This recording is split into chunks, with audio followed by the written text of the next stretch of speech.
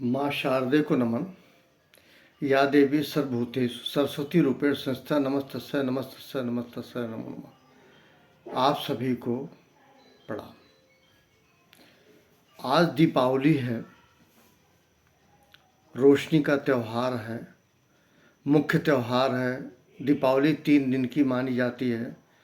धनतेरस से शुरू होके जो धनतेरस मतलब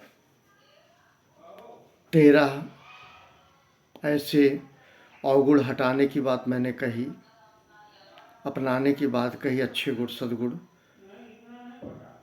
वहाँ तक। उसके बाद छोटी दीपावली,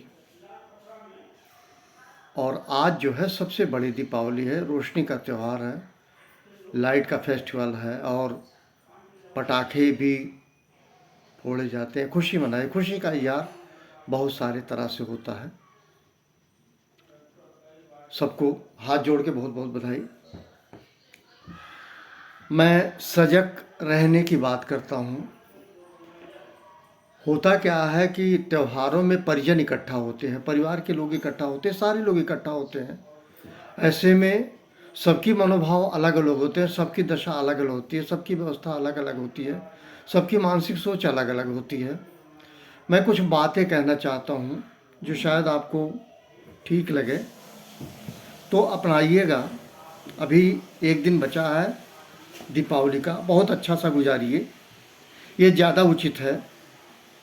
और वैचारिक मतभेद को भुलाकर, यदि कोई है भी, परिवार में भी होता, सब में होता, तो उसको बुला के, इसको, रोशनी का त्यौहार है, हर तरफ से रोशनी होनी चाहिए, चेहरे पे भी चमक होनी चाहिए, आंखों में चमक होनी चाहिए, उत्साह होनी चाहिए, उल्लास होनी चाहिए।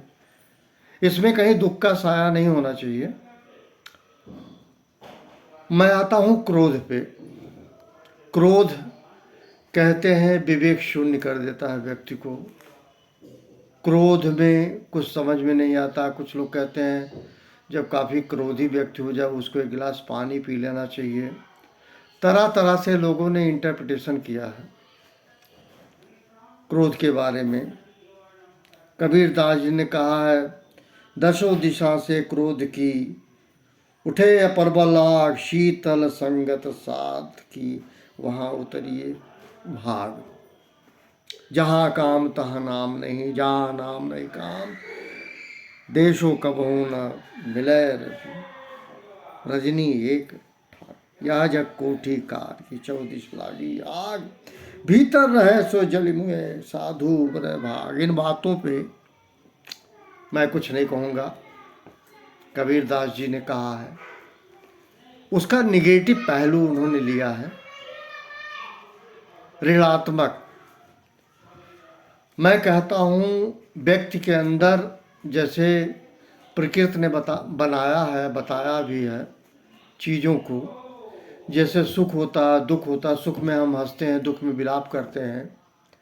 रात अंधेरा है, दिन उजाला है, इसके बिना सामंजस्य नहीं है।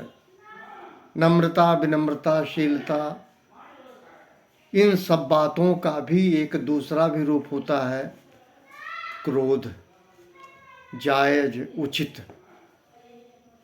एक अभी जल्दी करीब 4-5 दिन पहले की बात है, मैंने एक आर्टिकल पढ़ा था। अमेरिका में एक रिसर्च किया गया, तो कहना ये था कि जो लोग अपने प्लेटफॉर्म पे प्रोफेशनल लाइफ में अगर क्रोध करके काम करते हैं तो अच्छी से अच्छी, कठिन से कठिन जटिलता का निदान वो कर लेते हैं। ये एक पॉजिटिव बात है। प्रोफेशनल फील्ड में आप मुस्कुरा नहीं सकते, प्रोफेशनल फील्ड में आप चापलूसी नहीं कर सकते, प्रोफेशनल फील्ड में नम्रता, विनम्रता, इन सब बातों को महत्व रखिए, बुराई नहीं है। लेकिन अगर किसी प्रोफेशन में है, आपके अंदर क्रोध होना चाहिए प्रोफेशनल अचीवमेंट के लिए। क्रोध को निगेटिव सेंस से मत लीजिए। अमेरिका की मैंने बात इसलिए कही कि उनके एक रिसर्च आर्टिकल मैंने पढ़े तो मुझे भी लगा, क्योंकि जब मैं पढ़ता था तो कई बार ऐसा होता था फाइनल अकाउंट सॉल्व नहीं होता था। फाइनल अकाउंट में ट्रेडिंग अकाउंट होता है, प्रॉफिट लॉस अकाउंट होता है, पता तब लगता है जब बैलेंस शीट मैच नहीं करता। Capital and liabilities, properties and assets दोनों के टोटल जब नहीं मिलते हैं तो हम समझ जाते हैं हमारा फाइनल अकाउंट गलत है, क्योंकि ग्रास प्रॉफिट और जो है नेट प्रॉफिट से पता ही नहीं लगता, वो तो लास्ट में जाके।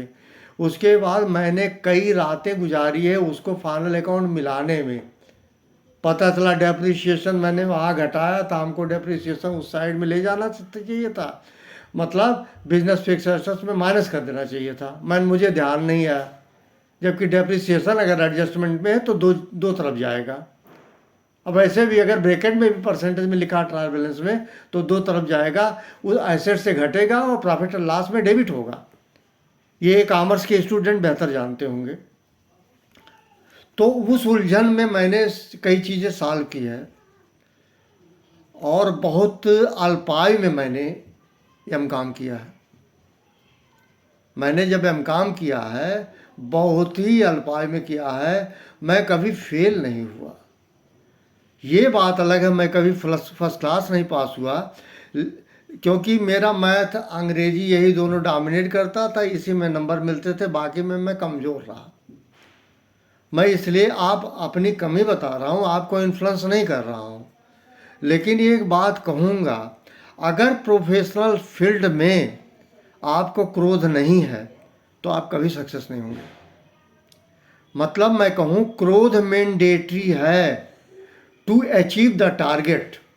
अगर आपके अंदर नम्रता विनम्रता और तमाम दुनिया भर की बातें आए, ये प्यार मोहब्बत नहीं है, ये घर का कैरेक्टर है, पर्सनल लाइफ का कैरेक्टर है, लेकिन रियलिस्टिक अप्रोच ये नहीं है। रियलिस्टिक अप्रोच ये है कि आप अगर क्रोध करेंगे, क्रोध में ही काम करेंगे तो बड़ी से बड़ी समस्याओं का निदान आप कर लेंगे। प्यारे याद रखिएगा, हर समय हंसना ठीक नहीं होता। ये बात अलग है आप किसी और पे क्रोध ना करें, वो गलत है, किसी भी व्यक्ति पे क्रोध ना करें। लेकिन अगर स्वयं में क्रोध नहीं करेंगे, आप अपने ऊपर क्रोध नहीं करेंगे तो आप टारगेट अचीव नहीं कर पाएंगे। ये मेरा अपना एक्सपीरियंस भी है, मैंने 40 साल की नौकरी में देखा भी है। हो सकता है उसका दूरगामी आपको फाइनेंशियल थोड़ा लॉस हो, उसको बर्दाश्त करना सीखिए, क्योंकि 3 चीज़ आड़े आती है हर किसी का। पहला, उसका खुद का रिस्पेक्ट, दूसरा उसकी खुद की इज्जत, तीसरा संस्कार से पाई हुई चीज़ें। ये तीनों चीज़ उसके साथ चलती है। इसलिए मैं सबसे कहूँगा क्रोध को हमेशा नेगेटिव मत लीजिए।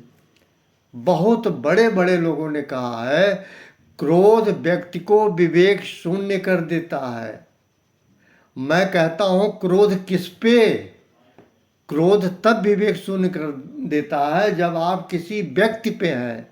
लेकिन क्रोध अगर स्वयं पे करके कोई टारगेट को लेकर अगर आपका क्रोध है, वो क्रोध आपको सक्सेस की ओर ले जाएगा और lastly you will get the best achievement. इन्हीं शब्दों के साथ दीपावली की ढेर सारी बधाई पूरे भारतवासी को। इसके अलावा जो विदेशों में भी हमारे भारतीय रह रहे हैं या जो लोग भी इस त्यौहार को मनाते हैं, ये सौहार्द का प्रतीक है, खुशी का प्रतीक है, उल्लास का प्रतीक है। और फिर मैं आज सबसे कहूँगा कि नशे से ज़रूर बचिए, ताकि आपका यूजुअल ह्यूमन बिहेवियर घर के अंदर बना रहे, अदरवाइज आपका बिहेवियर अनयूजुअल होगा। इन्हीं शब्दों के साथ आपको पुनः प्रणाम। Thank you very much.